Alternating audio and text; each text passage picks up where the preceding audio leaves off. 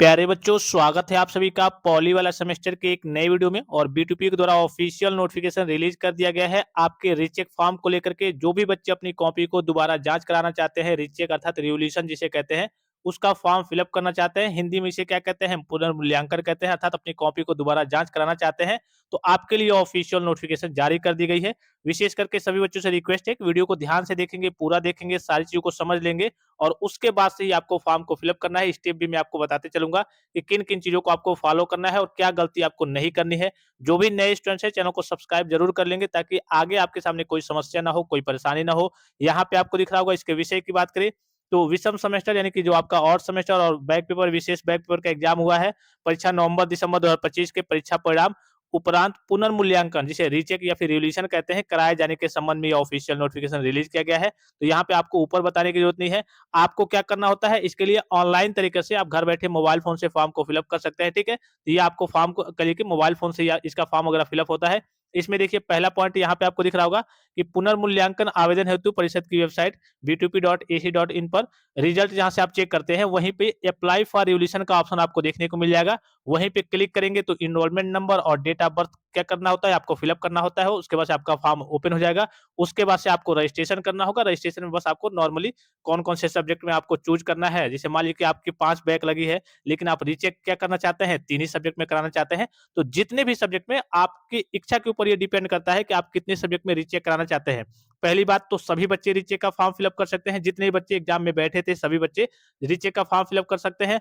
अब मान लीजिए कि सपोज़ कीजिए कि आपके 5 सब्जेक्ट हैं, 6 सब्जेक्ट हैं, 7 सब्जेक्ट हैं, किसी में आप पास हैं, किसी में फेल हैं, तो आप जितने में मर्ज़ी उतने में रीचेक का फॉर्म फिलअप कर सकते हैं। अगर आपको लगता है कि नहीं, मुझे एक ही में रीचेक का फॉर्म, भले मेरे 3 में बैक है, 5 में बैक है, एक ही में मुझे रीचेक का फॉर्म फिलअप करना है, उसमें रीचेक का फॉर्म फिलअप कर सकते हैं। कोई बच्चा ये सोच रहा है कि मेरी बैक नहीं है, लेकिन मुझे लग रहा है कि मेरे नंबर कम आए हैं, तो भी अगर रीचेक कराना चाहता है, तो आप वो क्या कर सकता है, अपनी कॉपी को दोबारा जाँच करा सकता है। अर्थात कहने का मतलब है कि सभी बच्चे सभी सब्जेक्ट में या फिर 1 सब्जेक्ट में, 2 सब्जेक्ट में, 3 में, 5 में, जितना में चाहते हैं, जैसे चाहते हैं रीचेक का फॉर्म फिलअप कर सकते हैं। इतना चीज़ तो आप समझ गए, ठीक है? अब जैसे लिंक एक्टिवेट होगा, ये तो अभी आपके ऑफिशियल नोटिफिकेशन है।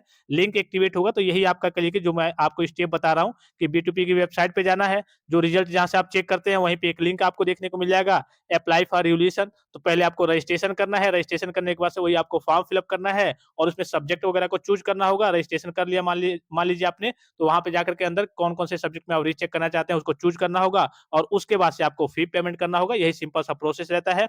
एक बात का आपको विशेष ख्याल रखना है, देखिए यहाँ पे मैं आपको बता दूँ, यहाँ पे मेंशन भी होगा कि सभी जो भी आपको प्रोसेस कंप्लीट करने होते हैं, तो 24 प्लस घंटे बाद, जैसे मान लीजिए कि पहले आपने रजिस्ट्रेशन किया, उसके 24 घंटे बाद जाकर के आपको क्या करना होगा, फीस का पेमेंट करना होगा। ऑनलाइन तरीके से आप मोबाइल फ़ोन से पेमेंट कर सकते हैं, मैं आपको बता दूँगा प्रोसेस, ठीक है?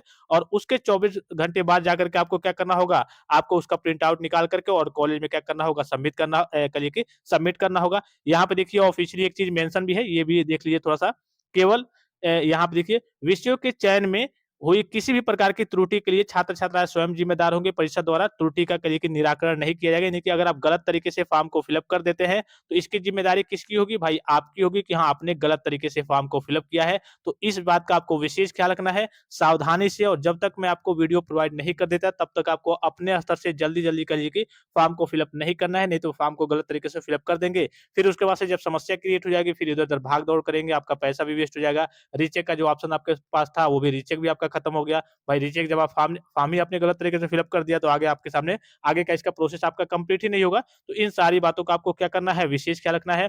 फीस के बारे में जहाँ तक मुझे उम्मीद है सभी बच्चों को मालूम होगा कि फीस कितना लगता है। आपका ₹500 रिवोल्यूशन अर्थात पुनर्मूल्यांकन की बात करें तो ₹500 आपका प्रति विषय लगता है। प्रति विषय इसकी धनराशि लगती है। अर्थात अगर मान लीजिए कि आपकी 1 सब्जेक्ट में बैक है, 500 हो गया, 2 सब्जेक्ट में बैक है तो 1000 लगेगा, 3 सब्जेक्ट में बैक है तो 1500 हो गया, ठीक है? अगर आपके 4 सब्जेक्ट में बैक है, अर्थात 4 सब्जेक्ट में रीचेक कराना चाहते हैं, जितने में आप रीचेक कराना चाहते हैं, तो पर सब्जेक्ट 500 है, तो 4 में आपको रीचेक कराना चाहते हैं, तो आपका 2000 हो जाएगा, 5 में तो 25 हो जाएगा, ठीक है? 6 में तो आपका 3000 हो जाएगा। इससे आपको 5-5 मतलब 5-500 आपको ऐड करते जाना है, ठीक है? यही यहाँ पे बताया गया है।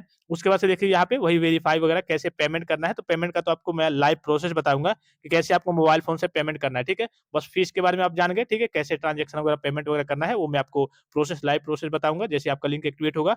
उसके बाद से देखिए यहाँ पे वही बताया गया है कि हाँ, एटीएम से, क्रेडिट कार्ड से, नेट बैंकिंग सारे तरीके के ऑप्शंस दिए जाएँगे, इसके सहायता से आप पेमेंट कर सकते हैं और फिर जैसे आप पेमेंट करेंगे, उसके कहिए कि 24 घंटे बाद आपको उसकी रसीद को डाउनलोड करना है और यहाँ पे देखिए रसीद को डाउनलोड करने के बाद से यहाँ पे दिख रहा होगा आपको, रसीद को डाउनलोड करने के बाद से आपको क्या करना है, अपने प्रधानाचार्य संस्था प्रधानाचार्य को क्या करना होगा, आपको उस रसीद को जमा करना होगा। जो भी आपने रजिस्ट्रेशन किया है और कहिए कि पेमेंट किया है, उसकी रसीद को आपको कॉलेज में ले जाकर के क्या करना होगा, प्रधानाचार्य के पास अर्थात प्रिंसिपल के पास जमा करना होगा। हेल्पलाइन नंबर भी यहाँ पे दिया गया हो, यहाँ पे आपको दिख रहा होगा कि कोई अगर समस्या आ जाती है, तो यहाँ पे हेल्पलाइन नंबर पे आप कॉल करके उसके बारे में कहिए कि एक तरीके से जानकारी प्राप्त कर सकते हैं। लेकिन ये हेल्पलाइन नंबर ये दिया गया है, लेकिन जल्दी लगता नहीं है, तो आप कोशिश करेंगे कि आपकी ओर से कोई त्रुटि, कोई गलती ना हो। अगर पैसे के लेन-देन में कोई समस्या होती है, यहाँ पे वही चीज़ मेंशन है कि पैसे के लेन-देन में जैसे आपका पैसा कट गया है और वहाँ पे सक्सेसफुल नहीं हुआ है, तो ये क्या होगा, आपकी ओर से एक तरीके से लापरवाही हुई होगी कि आपने सही तरीके से पेमेंट नहीं किया है या फिर कहिए कि एक तरीके से ट्रांज़ैक्शन सक्सेसफुल नहीं हुआ है, तो आपको दोबारा पेमेंट करना होगा। जो पैसा आपका कटा है, तो उसके लिए क्या होगा, आपका बैंक वगैरह, आप बैंक के कस्टमर केयर से बात करेंगे, आपका 24 या फिर 48 घंटे बाद आपका पैसा जो है वो फिर से रिफंड आ जाएगा। अगर वहाँ पे आपका सक्सेसफुल नहीं हुआ है, तो आपको दोबारा पेमेंट करना होगा। इसीलिए मैं आपसे कह रहा हूँ कि पेमेंट का भी और फॉर्म का भी मैं आपको प्रोसेस बताऊँगा। जब तक मैं आपको वीडियो प्रोवाइड नहीं कर देता तब तक आपको अपने स्तर से फॉर्म को फिल अप नहीं करना है, नहीं तो गलती कर देंगे जल्दीबाजी में, फिर आपके सामने समस्या आ जाएगी। अब डेट वगैरह के बारे में देख लीजिए, डेट कब से कब तक है, तो आपका 19/1/2000 कहिए कि 26 से आपका फॉर्म फिल अप होना स्टार्ट है। यहाँ पे देखिए 19/1/2026 से फॉर्म फिल अप होना स्टार्ट है और 22/1/2026 तक आपका फॉर्म वगैरह फिल अप होने वाला है और उसके बाद से रसीद वगैरह कब तक आप डाउनलोड कर सकते हैं, तो 24/1/2026 तक क्या कर सकते हैं, आप रसीद को डाउनलोड करके और कॉलेज में सबमिट कर सकते हैं, ठीक है? तो इस बात का आपको विशेष ख्याल रखना है। फिर यहाँ पे देखिए ऑनलाइन माध्यम के अतिरिक्त किसी भी अन्य माध्यम से स्वीकार्य नहीं किया जाएगा, यानी कि इसके लिए आपका जो फॉर्म फिल अप होता है ऑनलाइन तरीके से होता है, ऑफलाइन तरीके से इसके लिए आपको फॉर्म फिल अप नहीं करना होता है। तो इस बात का भी आपको विशेष ख्याल रखना है कि सारे इसके जो काम होते हैं वो ऑनलाइन तरीके से होते हैं।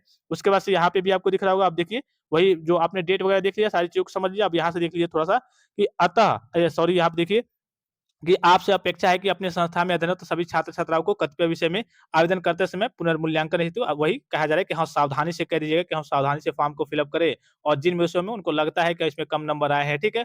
जो भी आपके के जितने विषय हैं, तो जिसमें भी आपको लग रहा है कि कम नंबर आए हैं, उसमें क्या कर सकते हैं, आप कहिए कि फॉर्म को फिल अप कर सकते हैं, रीचेक का फॉर्म फिल अप कर सकते हैं। यहाँ यह भी अवगत कराना है कि पुनर्मूल्यांकन हेतु प्राप्त होने वाले आवेदनों की उत्तर पुस्तिकाओं का डिजिटल पुनर्मूल्यांकन पृथक परीक्षकों द्वारा ही कराया जाता है तथा पूर्व में प्राप्त अंकों को पूर्णतः हटा लिया जाता है, यानी कि जो भी टीचर, जो भी एग्जामिनर आपकी कॉपी को चेक करेगा रीचेक में, तो जो पहली बार आपके टीचर आपकी कॉपी को चेक किया है, वो नहीं चेक करेगा, दूसरा चेक करेगा और आपको जितना नंबर पहले मिला था, मान लीजिए कि आपको 10 नंबर मिला था या फिर 12 नंबर, तो जो दूसरा एग्जामिनर रीचेक में आपका दूसरा एग्जामिनर जो आपकी कॉपी को चेक करेगा, तो उसको ये मार्क्स दिखेगा नहीं कि हाँ, इस बच्चे को पहले कैसे मिला है। ये अपनी इच्छा के अकॉर्डिंग उसको जैसा अच्छा लगेगा, खराब लगेगा, वो अपनी इच्छा के अकॉर्डिंग आपकी कॉपी को रीचेक करेगा और फिर से जितना नंबर उसको अच्छा लगेगा देना होगा, वो उतना देगा, ठीक है? यहाँ पे यही बताया गया है कि हाँ, ये जो भी आपका मार्क्स वगैरह है, पहले से दिया गया है, उसको हिडन रखा जाएगा, अर्थात दूसरा जो रीचेक वाला एग्जामिनर है, वो उस मार्क्स को नहीं देखेगा, उसको एक तरीके से छुपा लिया जाएगा, जिससे पुनर्मूल्यांकन की पारदर्शिता बनी रहे। ऐसे में ऐसे में किसी भी छात्र-छात्रा के पूर्व में प्राप्त अंकों में वृद्धि अथवा ह्रास दोनों ही संभव है, अर्थात करिए कि जब हिडन रूप में रहेगा आपका फॉर्म, दूसरा एग्जामिनर देखेगा नहीं, तो ज़ाहिर-सी बात है कि वो अपनी इच्छा के अनुसार चेक करेगा, तो हो सकता है कि थोड़ा-सा कम नंबर दे दे या फिर हो सकता है उससे थोड़ा-सा ज़्यादा नंबर दे दे या फिर हो सकता है उसको अच्छा नहीं लगेगा तो थोड़ा-सा कम नंबर दे दे। मतलब कहने का मतलब है कि हाँ, बढ़ने और घटने के नंबर चांसेस रहेंगे। ऐसे अगर वही नंबर उसको दिखता है कि हाँ, इसको पहले 14 नंबर मिला है, तो हो सकता है कि वो मनोमर्जी तरीके से अपने स्तर से चेक करता है कि भाई 14 नंबर मिला है, हम भी एक तरीके से क्या कर दे रहे हैं 14, 15 या फिर 13, 12 करके दे दे रहे हैं, इसी के आस-पास इसको नंबर मिलना चाहिए। तो इसीलिए इसको हिडन रूप में रखा जाता है कि हाँ, जब देख ही नहीं पाएगा, ज़ाहिर-सी बात है कि जब देख नहीं पाएगा, ये अपनी इच्छा के अकॉर्डिंग अपने अनुसार वो क्या करेगा, कॉपी को चेक करेगा। इसमें यही बताया गया है। फिर ये बताया गया है कि अगर आपके नंबर में यहाँ पे देखिए, अगर आपके नंबर में यहाँ यह भी सूचित कराना है कि अंकों में वृद्धि अथवा ह्रास पूर्व में प्राप्त अंकों के 10% से अधिक अथवा कम होने पर ही किया जाता है। यदि किसी भी छात्र-छात्रा के अंकों में 10% से कम का अंतर वृद्धि या फिर ह्रास हो रहता है, तब छात्र-छात्रा के अंकों में कोई परिवर्तन नहीं किया जाएगा। कहने का मतलब है कि जितना आपको पहले मिला है, सपोज़ कीजिए कि आपको पहले कितना मिला है, आपको पहले मिला है 10 नंबर, कितना मिला है? आपको मिला है 10 नंबर।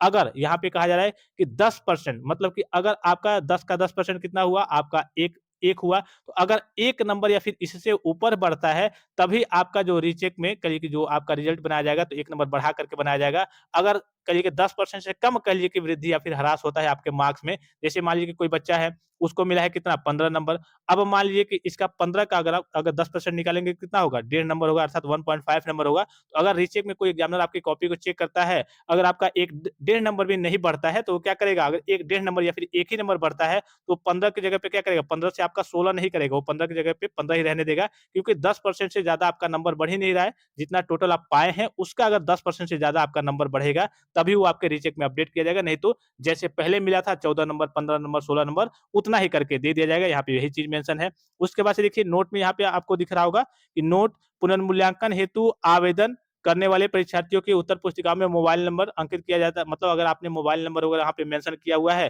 तो डायरेक्टली क्या कर दिया जाएगा? आपका 00 नंबर कर दिया जाएगा। अर्थात करिए कि अगर मान लीजिए कि पहले से आपका 00 नंबर है, तब तो आपको रीचेक भरना ही नहीं है। इस केस में भाई आपका पैसा बर्बाद जाएगा, क्योंकि आपने मोबाइल नंबर मेंशन किया है और रूल क्या कहता है कि आपका 00 नंबर कर दिया जाएगा। और कोई बच्चा लिखा है नंबर मोबाइल नंबर और किसी कारणवश पहली बार में वो पकड़ा नहीं गया है और उसके नंबर 10 आ गए हैं और फिर से वो रीचेक करा रहा है, तो फिर से अगर दूसरी बार में भी पकड़ा जाता है, इस केस में भी उसका नंबर यहाँ पे क्या कर दिया जाएगा? 00 कर दिया जाएगा। देखिए, यहाँ भी यह भी अवगत कराने के विभिन्न विषयों की कुल 6 से 44 लिखित उत्तर पुस्तिका में मोबाइल नंबर अंकित करने वाले छात्र-छात्राओं को संबंधित विषय में पुनर्मूल्यांकन हेतु ऑनलाइन आवेदन भरने का विकल्प नहीं दिया जाएगा। यानी कि जो नंबर वाले बच्चे हैं, 6 से 44 बच्चे ऐसे थे जिन्होंने क्या किया था, मोबाइल नंबर लिखा था कॉपी में, उनको एक तरीके से रीचेक का ऑप्शन भी नहीं मिलेगा और अगर रीचेक वो भरते भी हैं, तब भी कोई उनके सामने कहिए कि उनको कहिए कि एक तरीके से लाभ उनको नहीं होगा, क्योंकि आपकी कॉपी दोबारा रीचेक होगी ही नहीं, आपका बस पैसा वेस्ट होगा और आपको भरने का मौका भी नहीं मिलेगा। बोर्ड तो यही कह रहा है कि हाँ, आपको भरने का मौका भी नहीं मिलेगा। अगर आप भरते भी हैं लापरवाही से करिए कि ज़ोर-ज़बरदस्ती से, तब भी क्या होगा? आपका ही नुकसान होगा, क्योंकि फिर भी आपको 00 नंबर मिलेगा। तो 6 से 44 बच्चे ऐसे थे जिन्होंने अपनी कॉपी में मोबाइल नंबर लिखा था, तो उनको 00 नंबर मिल गया है। अब जब आपको 00 नंबर मिला है, आपने मोबाइल नंबर लिखा था, तो आपको रीचेक भरने से कोई फ़ायदा नहीं है। आपको भरने का मौका भी नहीं मिलेगा। अगर भरते भी हैं, तब भी आपका कोई फ़ायदा नहीं होगा। तो ये सारी ऑफ़िशियल नोटिफ़िकेशन है, सारे डेट्स वगैरह मैंने आपको बता दिए और किसी प्रकार का संदेह हो और नेक्स्ट वीडियो में आपको प्रोवाइड करूँगा कि आपको रीचेक का फॉर्म भरना चाहिए या फिर नहीं, आपका कितना नंबर आया है तो आपको रीचेक का फॉर्म भरना चाहिए, कितना नंबर आपके रीचेक में बढ़ सकता है। ऑफ़िशियली मैं क्या करूँगा, आपको डेटा दिखाऊँगा और सारी चीज़ें बताऊँगा। तो चैनल पे जुड़े ज़रूर रहेंगे और किसी प्रकार का संदेह हो, कोई भी जानकारी चाहिए तो आप कमेंट बॉक्स में कमेंट करके पूछ सकते हैं। फिलहाल इस वीडियो में इतना ही, इजाज़त दीजिए। धन्यवाद। Thanks for watching. मिलते हैं नेक्स्ट वीडियो में।